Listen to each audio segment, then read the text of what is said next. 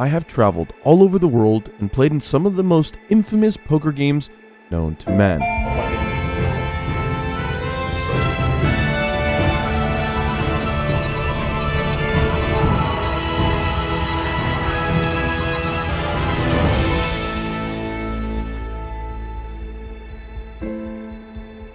Today, things are no different, except they totally are.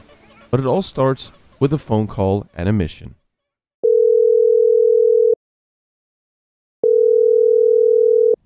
Good evening, Agent C2B. Considering how well everything went on your last field mission, we've decided to send you to Hawaii. Don't get too excited. This is still a mission, and not a vacation. It's very simple. First, you must locate Lisa. And secondly, you must find her network of underground poker games. I should advise that you be ready to gamble for thousands of dollars. Bring your A game and try not to be a knob. Good luck, Agent C2B.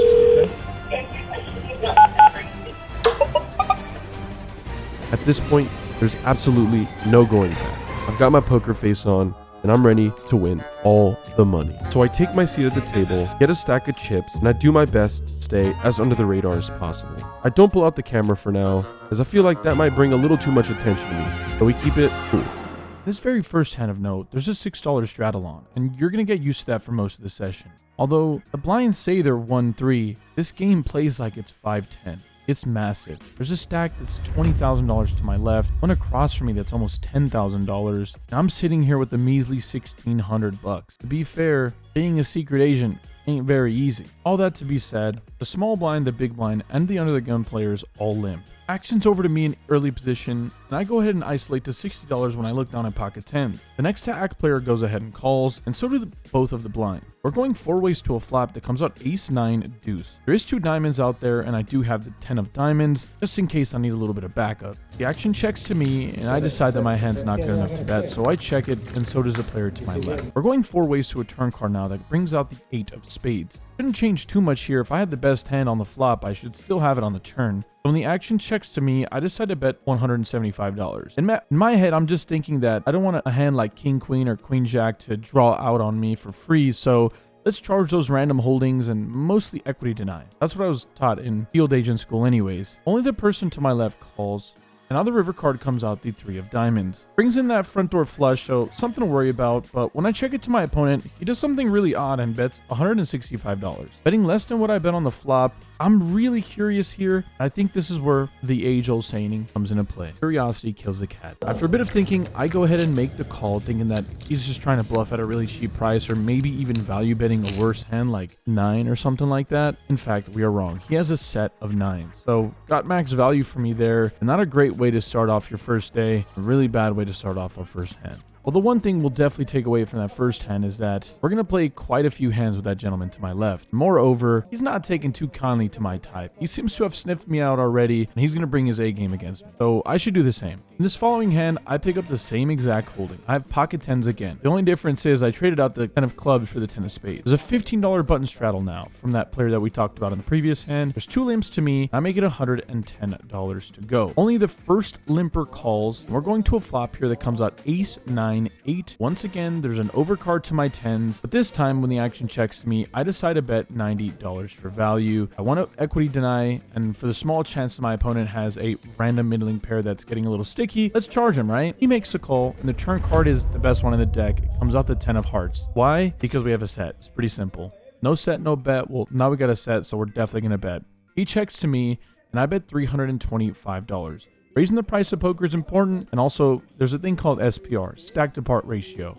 When I bet big here, it makes it significantly easier for me to get all of the money in on the river. I have about $600 behind. It's going to be kind of hard to make a natural all-in if I only make a bet of like $150. Granted, I'm thinking for the big picture, but in the little picture, betting small probably makes sense because he's probably going to be fairly weak here, but ends up folding anyways, and we don't make any more money. But it's good to see we're heading in the right direction. A lot of what has happened to this point has really culminated to this next moment. There's a button straddle for $10. Several limps get to me, and I'm in the cutoff with King Queen of diamonds. I make it $50 to go, and that opponent from the first hand makes the call on my left on the button, and the 2 limpers call as well. The flop comes out 10-8-3.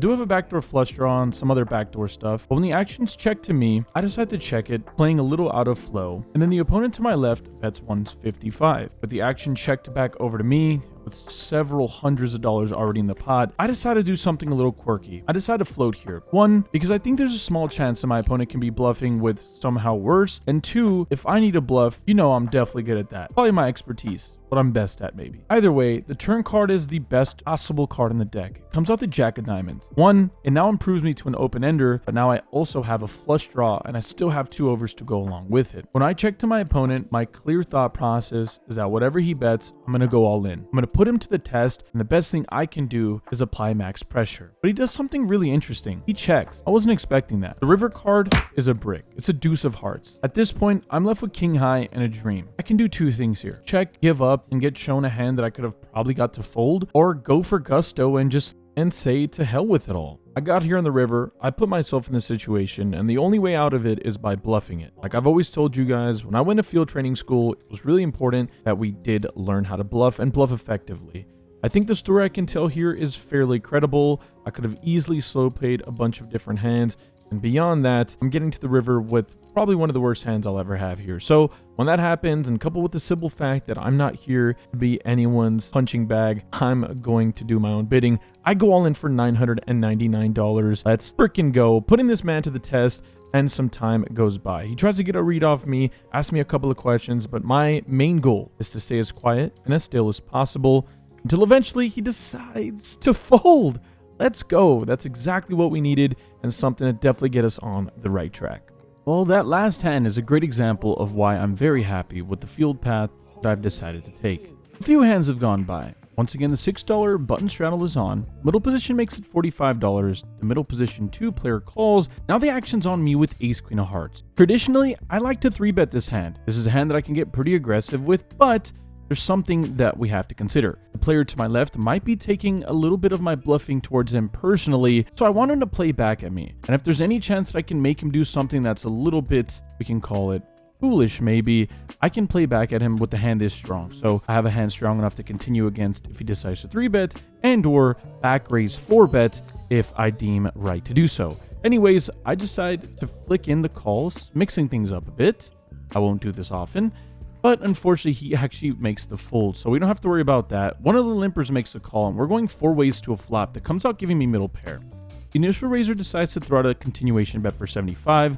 Only I make the call, and the turn now brings a 7 of diamonds. At this point, things are a little changing. At this point, the flow changes a bit as my opponent now checks to me, and I decide it's a good idea to check it back. Looking to get the showdown, and when the river comes to 3 of hearts, nothing really changes whatsoever. Once again, a little bit of posturing occurs when my opponent does the casual thing when someone grabs chips, pretends to want to bet, and decides to check. Knowing that he's doing that makes me feel very confident that I think he has a 1-pair holding, specifically one that is inferior to middle pair top kicker. So I decide to go a little thin here and go for a value bet. I'm targeting his specific holdings like jacks and maybe worse queen X's, and even stickier holdings like maybe pocket 10s or pocket 9s if he just doesn't believe me. All that to be said, I bet 175, and my opponent thinks about it for a second before deciding to inevitably fold. So I think we put him on the right range there. Maybe we got a little too greedy trying to go for value. Maybe we could have got less if we just bet less, but it's hard to tell. At the end of the day, I'm happy to take the chips. By this point of the night, a couple of faces have come and gone. Specifically, the player across from me in C4 is someone that I'm not familiar with, but seems to be familiar with me. Word may have got out that I went out for a pretty crazy bluff, but for now, it's hard to really come to any solid conclusion. Outside of that, a couple new players like we mentioned have joined the table, and my job is pretty simple. I was promised quite a bit of action, and at this point it is definitely delivered, but it seems like people are getting a little wary and maybe onto some of what I am doing. Well, on the following hand, as we mentioned, ace queen is the parking lot hand, and it's going to do no difference here, where there's a $10 button straddle on, early position makes it 50, the cutoff calls, and now I'm in position with ace queen suited. As opposed to what we did before, since I will be in position, I decide to 3-bet to $250. $6. My idea is pretty simple. Even though that aggressive player is to my left, I'll have position on him for the entirety of the hand. I want to play it aggressive and thin out the field. That doesn't work. Under the gun and middle position both call. We're going 3 ways off to a flop with nearly $800 in the middle, and the flop gives me about as good as a flop as I can possibly get without actually making the stone cold nuts. King, queen, deuce. There's 2 spades, so I flop second pair, top kicker, and the nut flush draw. Action checks to me, and I'm going to go ahead and bet pretty small here. I make it 350. Once again, I'm never going to get a king to fold, so it's not like I need to go really large here. I'd rather get weaker hands to call, and even weaker flush draws would be ideal. I make it 350, which is about a third or 40% of the pot. The under the gun player decides to make the call. Middle position gets the hell out of dodge, and the turn card now brings the 10 of hearts, improving me to another way to make the nuts by virtue of a jack falling on the river. When the opponent checks to me, leaving himself only $211 behind, I'd be remiss to not go for maximum value here. There's a good chance that I'm still ahead, and I'd love to get him to call off here with a weaker holding that's maybe like a pair and a flush draw like I have. All that to be said, I go all in. I'm never folding for anything anyways. He decides to make the call, and like we've done all day, we're going for max blood. We're going for it one time. The odd thing about this home game is that hands have to be shown, so I think I actually kind of like that. Protects all the players here, but I'll leave that for a different video. Either way, we see that we're actually free rolling. Our opponent also has ace queen, so his call off there was quite adventurous, but can't blame him knowing that I'm going as crazy as I'm going. But we're looking to improve by a spade on the river, and unfortunately it is not to come. We do not make the best hand, but we do in fact have the chopping hand. We are lucky enough to chop up that extra player's $250, but outside of that, kind of a whole lot of nothing. To this point, we've done a good job of carving out a very small profit. Not a whole lot to write home about, but we did manage to get a really massive bluff through and have kind of steadied the ship onward. Nothing crazy to report, but this hand, yeah, shit hits the fan pretty quickly. Early position makes it 30. There's a raise from early position at 30. 2 players make the call. Action's on me in the button. I look down at pocket sevens. We can go ahead and set mine and play in position, so I make the call. And we're going multi-way to a flop here that ends up giving me middle pair. The initial raiser decides to check. Now middle position takes over the hand by betting 70. For the player to act behind me is probably the best idea to go ahead and fold, but I go against my initial gut reaction and decide to go on my instincts and make the call. The other player folds, and we're going heads up now to a turn card that comes out the jack of clubs. Yet another overcard to my sevens, but not something that I think interacts with my opponent too much. Once again, he decides to bet 150, but I'm getting a live read that he's pretty weak. He seems a little indecisive in his hand, not knowing whether he wants to bet or check. So when that's the case, I decide to make the call going with my live read. We're heading off to river card that now falls off as one of the worst cards in the deck. It's the 9 of hearts. A couple of straight draws that he could have had now improve, but the one thing that's glaring at me is that when he bets 450, I pick up a pretty extreme live read. He's breathing very heavily and at a very infrequent breath. So this is a little tricky. I've learned this in field training. It's something that comes up very often. People can do this unknowingly and just be doing it because they're so excited because their hand's so good, and exactly in quite the opposite, where somebody's bluffing and they can't control their breathing. The problem is the story doesn't make sense. My opponent took the reins of the hands, and the only hands that improve on the river are flushes. Outside of that, if he had a hand like 9-7, which definitely makes sense, like an open and straight draw, he'd never bet this river because he has some showdown value now, right? So if he's only got flushes, he's never going to have bluffs or anything of that nature that I think he's going to be betting the river with. It kind of leaves him with only air balls or random flushes. After a bit of thinking, I decide to go against my initial reaction and go with pure instinct and the live read that I picked up and make a pretty heroic call. Unfortunately for me, my opponent does show, in fact, the king, queen of hearts. So he did river the best hand. I don't mind my call on the flop. I kind of mind my flop turn, and I hate my river call. The problem I have with this is sometimes people are going to bluff you, and I've been taught this quite well. It's okay to get bluffed sometimes, and when they do, you just have to tip your cap off and just tell them it's a good hand. This is a good example of me getting absolutely lost in the sauce and knowing better. It seems like a long day of travel, and the sun in Hawaii is definitely getting to my head. By this point, the game is completely off the rails, and like I've always been told, you save the best for last, and I definitely have myself here. There's a $25 straddle on. Mind you, if you didn't remember, this is technically being branded as a 1-2 game. Yeah, not your grandma's average 1-2 game. Things are going completely off the rails, and it's definitely my time to pounce on it. The big blind limps, and now the middle position player isolates to 60. I decide to make the call from the cutoff with the 10-9 of clubs, a suited connector. Yeah, I am just salivating at the thought of it now. The big blind calls as well, and we're going off to a flop here 3 ways that gives me literally everything. king 8-6. There's 2 clubs. I flop the gutter ball to the nut straight as well as a flush draw. The initial raiser throws out a bet for 75, something that should be a little worrisome as he's choosing a half size hot bet somewhere around that, and he's also betting into 3 people on a king high board that's pretty wet. Yeah, not going to stop me from raising though. My hand has so much equity, and I feel like it's a good idea for me to raise, considering there's a small chance my opponent will fold a hand like queens and jacks if he's absolutely bluffing,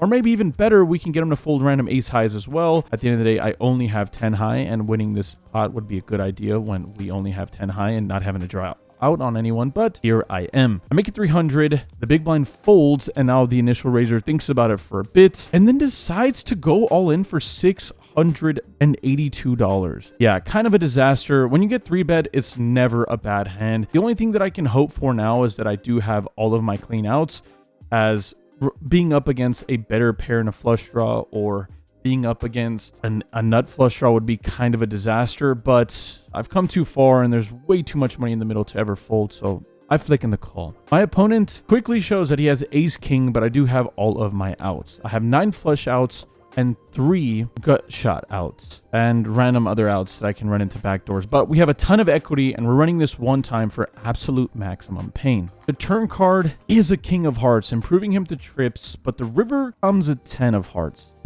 That's a brutal ending to what's been a very roller coaster day. I feel like an absolute failure, and after how great things went the first time around, I don't really know how to feel. The one thing I'll tell you fairly honestly is that things haven't really gone my way to this point, and although we were able to make one big bluff, I don't feel like I've brought my A game today. So with the $200 left in my stack, I decided to do the responsible thing and go home a loser today. It's okay to admit that sometimes, and today, they got the better of me. But next time, they won't.